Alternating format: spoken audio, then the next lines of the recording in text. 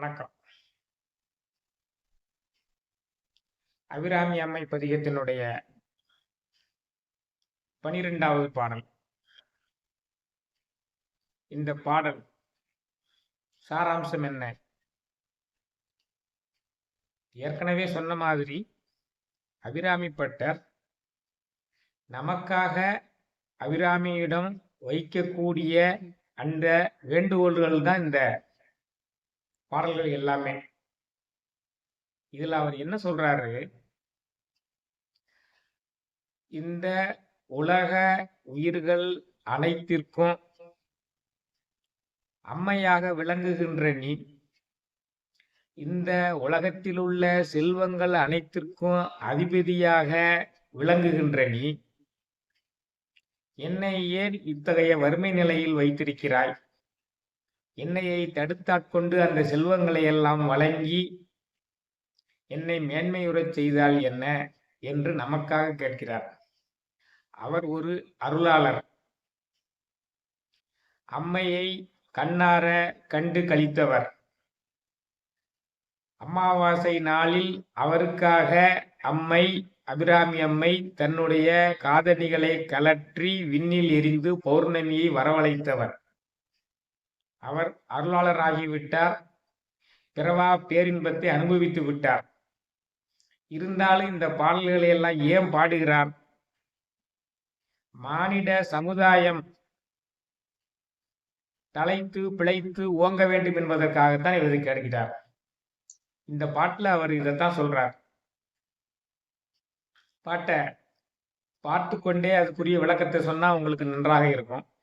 இந்த பாடல்கள்ல நிறைய தகவல்கள் வேற உங்களுக்கு சொல்ல வேண்டி இருக்கிறது. அதனால பாடல்களை கூர்ந்து கவனித்து விளக்கங்களையும் கூர்ந்து கவனித்து பயனடையுங்கள்னு கேட்டுக்கொள்கிறேன். பல் குஞ்சரன் தொட்டு எறும்பு கடையானதொரு பல்லுயிர்க்கும் கல்லிடைப்பட்ட தேரைக்கும் அன்று பவித்திடு கருப்பையுறு சீவனுக்கும் மல்குன் சராசர பொருளுக்கும் இமையாத வானவர் குலாத்தினுக்கும் மற்றுமொரு மூவர்க்கும் யாவர்க்கும் அவரவர் மனச்செழிப்பில்லாமலே நல்கும் தொழிற்பெருமை உண்டாயிருந்தும் மிகு நவநிதி உனக்கிருந்தும் நானொருவன் வறுமையில் சிறியனானால் அந்நகைப்புனக்கே அல்லவோ அந்நகைப்பு உனக்கே அல்லவோ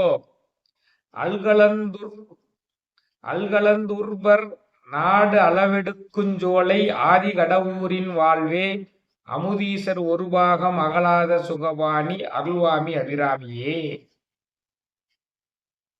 அல்கலந்து ஊர்பர் நாடு அளவெடுக்குஞ்சோலை ஆதி கடவுரின் வாழ்வே அமுதீசர் ஒரு பாகம் அகலாத சுகபாணி அருள்வாமி அபிராமியே. இனிமையான தேன் நிறைந்த மலர்கள் நிறைந்த மலர் சோலைகளால் சூழப்பட்ட ஆதி கடவுரில் நிலையாக வாழ்ந்து கொண்டு இருப்பவளே, திருக்கடையூர் அமுத கடேஸ்வரின் இடப்பாகத்தில் அமர்ந்து கொண்டு அருள் பொழிந்து கொண்டு இருப்பவளே, அனைவருக்கும் அருளை வாரி வழங்கிக் கொண்டிருக்கின்றவளே, அபிராமி என்ற நாமத்தை உடையவளே, உன்னிடம் நான் ஒரு வேண்டுகோள்கள் வைக்கிறேன் அப்படின்னு ஆரம்பிக்கிறார். என்ன வேண்டுகோள் ஐயாது? பல் குஞ்சரந்தொட்டு எறும்பு கடையானதொரு பல்லுயிர்க்கும். குஞ்சரம்னா யானைங்க. யானையில பல வகை இருக்குது. அந்த பல வகையான பெரிய யானையை போன்ற விலங்குகளுக்கும் எறும்பு கடையானதொரு பல்லுயிர்க்கும், எறும்பு போல சின்ன உயிர்களுக்கும், யானை முதல் எறும்பு வரையான பலவிதமான உயிர்களுக்கும், கல்லிடைப்பட்ட தேரைக்கும், கல்லுக்குள்ள தேரை இருக்குது அந்த தேரைக்கும், அன்று உற்பவித்திடும் கருப்பையுறு ஜீவனுக்கும், அன்னைக்குத்தான் கருவில் உருவாகின்ற சீவனுக்கும், அன்னைக்குத்தான் கருவில உயிராக உருவாகுது அந்த உயிருக்கும், மல்குன் சராசர பொருளுக்கும்,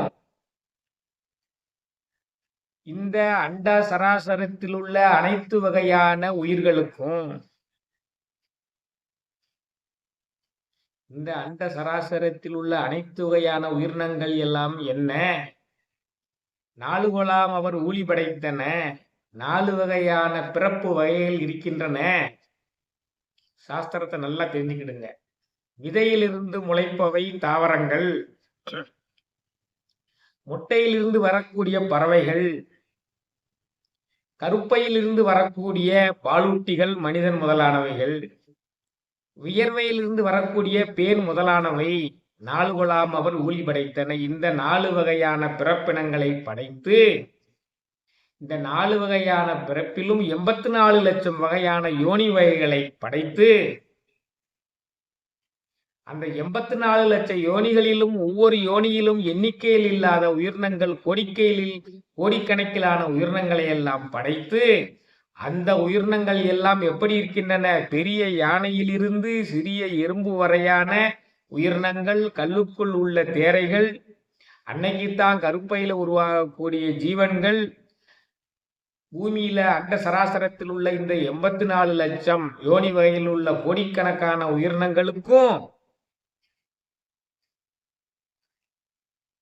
மற்றும் ஒரு மூவருக்கும், பிரம்மா விஷ்ணு ருத்ரன் மூவருக்கும், வானவர் குலாத்தினுக்கும், தேவலோகத்தில் வாழ்கின்ற தேவர்கள் அனைவருக்கும், மற்றும் ஒரு மூவருக்கும், பிரம்மா விஷ்ணு ருத்ரன் மூவருக்கும், யாவருக்கும் அவரவர் மனச்செழிப்பில்லாமலேயே நீ நல்கும் தொழிற்பெருமை உண்டாயிருந்தோம். அத்தனை உயிர்களுக்கும் படியளக்கக்கூடியவள் நீ. ஆதிசிவன் அண்ட சராசரங்களின் தலைவன் தகப்பன். ஆதிசக்தி அண்ட சராசரங்களின் தாய், உலக உயிர்களுக்கெல்லாம் தாய். அதான் மரம் வச்சவன் தண்ணி வைக்காமலா போவான்னு ஒரு பழமொழி இதை வச்சுதான் சொல்றாங்க. அனைத்து உயிரினங்களுக்கும் படியளக்கக்கூடியவர்கள் ஆதிசிவனும் ஆதிசக்தியும். ஆதிசக்தி தான் அபிராமி, அதைத்தான் சொல்றாரு. இவ்வளவு பேருக்கும் படியளக்கக்கூடிய வேலையை நீ செய்து கொண்டிருந்தும் நவநீதி உனக்கு இருந்தோம். 9 வகையான செல்வங்கள் உனக்குத்தான் இருக்கின்றன. 9 வகையான செல்வங்கள் இருக்கின்றன என்பதை சொல்லும் பொழுது உங்களுக்கு ஒரு குறிப்பை உணர்த்த வேண்டியிருக்கிறது. செல்வங்களுக்கு அதிபதியானவன் குபேரன். அந்த குபேரன் யார்? பிரம்மாவினுடைய மகன் புலஸ்தியர். 11 பிரஜாபதிகள் இருக்கிறாங்க. அதுல புலஸ்தியரும் ஒருவன். பிரம்மாவினுடைய மகன் புலஸ்தியர். புலஸ்தியனுடைய மகன் விஸ்வரசு. அப்ப விஸ்வரசு என்பவன் பிரம்மாவினுடைய பேரனாக வருகின்றான். அந்த விஸ்வரசு பரத்வாஜ முனிவரின் மகளான லவிதேவி என்பவரை மணந்தான். முனிவரனுடைய பரத்வாஜ முனிவரின் மகனுக்கும் விஸ்வரசு பிரம்மாவின் பேரனுக்கும் பிறந்தவர் தான் குபேரன். அந்த குபேரன் ராவணனுக்கு முன்னால் இலங்கையை ஆண்ட பேரரசன். பல்லாயிரக்கணக்கான வருஷங்கள் ஆண்டான். அந்த விஸ்வரசுக்கு 2 மனைவிகள். அரக்கர் குலத்தில் பிறந்த சுமாலி என்ற அரக்கனின் மகளான கேகசியையும் மணந்தான். அரக்கனை மணந்ததனால அவனுக்கு அரக்கர்கள் பிறந்தார்கள். அந்த அரக்கர்கள் தான் ராவணன், கும்பகர்ணன், சூர்பனகை, விபீடனன். அந்த 4 பேரும். அப்ப கும்பகர்ணனும் ராவணனும் ஒன்றுவிட்ட சகோதரர்களாக ஆகி போனார்கள். ராவணனுக்கு முற்பட்டவன் குபேரன். அவன்தான் இலங்கையை பன்னெடுங்காலம் ஆண்டு கொண்டிருந்தான். அவன் பரத்வாஜ முனிவரினுடைய மகளுக்கு விஸ்வரசுக்கும் பிரம்மாவினுடைய பேரனுக்கும் பிறந்ததுனால நல்லொழுக்க நெறிப்படி வாழ்ந்து சிறப்பான ஆட்சியை புரிந்து வந்தான் குபேரன்.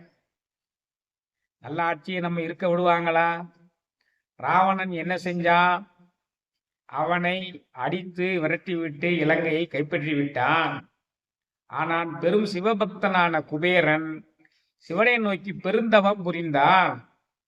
சிவனை நோக்கி பெருந்தவம் புரிந்தவுடன் சிவன் அந்த தவத்தில் மகிழ்ந்து அவனை வடக்கு திசைக்கு அதிபதியாகவும் செல்வங்களினுடைய அதிபதியாகவும் ஆக்கிவிட்டார்.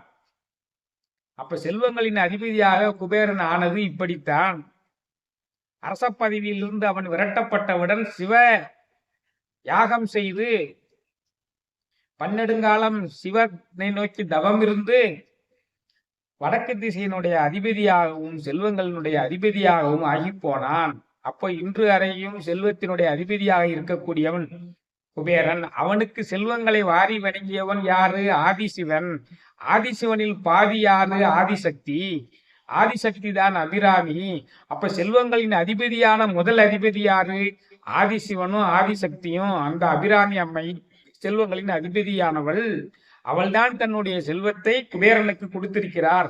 அப்படிப்பட்ட செல்வங்களின் அதிபதியான நீ எனக்கு அருள்பாலித்து என்னை இந்த வறுமையிலிருந்து கடை தேற்றாமல் இருக்கிறாயே, நீ இந்த அண்ட சராசரத்தில் உள்ள அனைத்து உயிரினங்களுக்கும், பிரம்மா விஷ்ணு ருத்திரன் போன்றவர்களுக்கும், வானுலகத்தில் உள்ளவர்களுக்கும், 84 லட்சம் வகையான உயிரினங்கள், யோனியில் உள்ள உயிரினங்களுக்கும், கல்லில் உள்ள தேரைக்கும், யானை முதல் எறும்பு வகையான உயிரினங்களுக்கும், அன்னைக்குத்தான் கர்ப்பத்தில் உருவாகின்ற உயிர்களுக்கு எல்லாமே நீ படியளக்கக்கூடியவள், செல்வங்களுக்கு அதிபதியாகவெல்லாம் விளங்கக்கூடியவள்.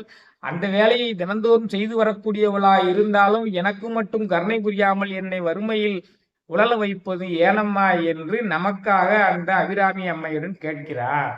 அதான் இந்த பாட்டு. வறுமையிலிருந்து நம்மை விடுவிக்கக்கூடிய பாடல்.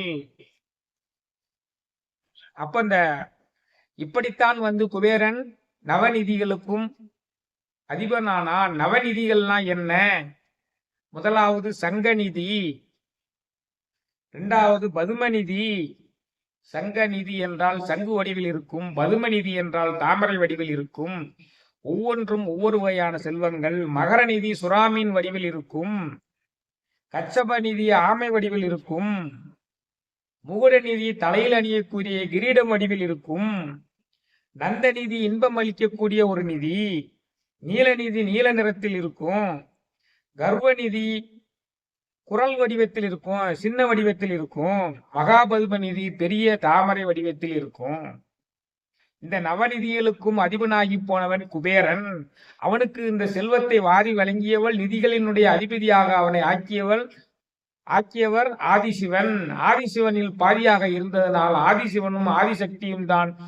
ஆக இந்த நவநிதிகளினுடைய ஓனர்கள், நவநிதிகளினுடைய உரிமையாளர்கள், அவர்கள்தான் குபேரனை நவநிதிகளுக்கு உரிமையாளராக ஆக்கினார்கள், வடதிசைக்கும் காவல் தெய்வமாக ஆக்கினார்கள். அப்படிப்பட்ட வேலையை சிறப்புகளை எல்லாம் உடையவளாய் இருக்கக்கூடியவளே, என்னை ஏன் வறுமை நிலையில் வைத்திருக்கிறாய் என்று அபிராமி பட்டர் உலக மக்களுக்காக அபிராமி அம்மையிடம் கேட்கிறார். பாட்டு இப்ப கேட்டீங்கன்னா அர்த்தம் நல்லா விளங்கும். பல் குஞ்சரந்தொட்டு எறும்பு கடையானதொரு பல்லுயிர்க்கும், கல்லிடைப்பட்ட தேரைக்கும், அன்று பவித்துடும் கருப்பையுறு ஜீவனுக்கும், மல்கும் சராசர பொருளுக்கும், இமையாத வானவர் குலாத்தினுக்கும், மற்றும் ஒரு மூவருக்கும், யாவருக்கும் அவரவர் மனச்செழிப்பில்லாமலே நல்கும் தொழிற்பெருமை உண்டாயிருந்தும் மிக நவநிதி உனக்கிருந்தோ, நான் ஒருவன் வறுமையில் சிறியனானால் அந்நகைப்பு உனக்கே அல்லவோ. அல்கலந்து உருபர்நாடு அளவெடுக்குஞ்சோலை ஆதி கடவுரின் வாழ்வே, அமுதீசர் ஒருபாக மகளாத சுகபாணி அருள்வாமி அபிராமியே. அபிராமி எப்படிப்பட்ட ஊரில் வாழ்ந்து கொண்டிருக்கிறாள்? தேன் நிறைந்த வாசமிக்க மலர்கள் நிறைந்த பூஞ்சோலைகள் நிறைய வளர்கின்ற சூழ்ந்துள்ள ஆதி கடவுரில் நிலையாக வாழ்பவளே, திருக்கடையூரில் உள்ள அமுத கடேஸ்வரன் இடப்பாகத்தில் அமர்ந்திருப்பவளே, உமையாம்பிகையே, அபிராமியே, அருளை வாரி வழங்குபவளே, நவநிதிகளுக்கு உரிமையாக இருப்பவளே, நீ தினந்தோறும் யானை முதல் எறும்பு வரைக்கும் உள்ள அனைத்து வகையான கோடிக்கணக்கான உயிரினங்களுக்கும், கல்லினில் உள்ள மறைந்திருக்கின்ற தேரைக்கும், அன்றுதான் கருவில் உற்பத்தியாகக்கூடிய ஜீவனுக்கும், இமைக்காத தன்மையுடைய தேவர்கள் கூட்டத்திற்கும், பிரம்மா, விஷ்ணு, ருத்திரன் போன்றவர்களுக்கும் அனைவருக்கும் தினந்தோறும் படியளந்து கொண்டிருக்கின்ற சிறப்பினை உடையவளாயிருந்தும், நவநிதிகளினுடைய அதிபதியாக நீ இருந்தும் என்னை வறுமையில் வைத்திருந்தால், உன்னை தினந்தோறும் வணங்குகின்ற என்னை வறுமையில் வைத்திருந்தால் உலகம் உன்னை பார்த்துத்தானே சிரிக்கும். என்னை வறுமையிலிருந்து மீட்டருள்வாய் என்று மானிட சமுதாயத்திற்காக அபிராமி பட்டர் அபிராமியிடம் வேண்டுகிறார். இந்த பாடல் உங்க எல்லாருக்கும் பிடிச்சிருக்குன்னு நினைக்கிறேன். ஒவ்வொரு விதமான பாடலை எடுத்துக்கொண்டு அதில் குறைந்து கிடக்கின்ற நுட்பமான பொருள்களை எல்லாம் சொல்லி உங்களுக்கு அந்த பாடலினுடைய சுவையை உணர்த்துறேன். இந்த நவநிதிகளுக்கு குபேரன் எப்படி அதிபதியானான் என்பதை சொன்னேன். குபேரன் யார் என்பதையும் சொன்னேன். குபேரன் ராவணனுடைய ஒன்றுவிட்ட சகோதரன் என்பதையும் இந்த தருணத்தை உங்களுக்காக நினைவூட்டினேன். இதே மாதிரி மற்றும் ஒரு அபிராமி அம்மை பதிகத்தை எடுத்துக்கொண்டு மற்றும் ஒரு நாளில் உங்களை சந்திக்கிறேன். அதுவரை இந்த பதிகத்தை படித்துக்கொண்டு அம்மையை தியானித்துக் கொண்டு வறுமையிலிருந்து விடுவதற்குரிய வழிகளை அனைவரும் மேற்கொள்வோம் என்று வேண்டி இந்த உரையை நிறைவு செய்கிறேன். வான்மையில் வளாது பெய்க, வழிவளம் சுரக்க, மன்னன் கோன்முறை அரசு செய்க, குறைவிலாது வீரல் வாழ்க, நான்மறை அறங்கள் ஓங்க, நற்றவம் வேள்வி மல்க, மேன்மைகொள் செய்வ நீதி விளங்குக உலகமெல்லாம். மேன்மைகொள் செய்வ நீதி விளங்குக உலகமெல்லாம். வணக்கம்.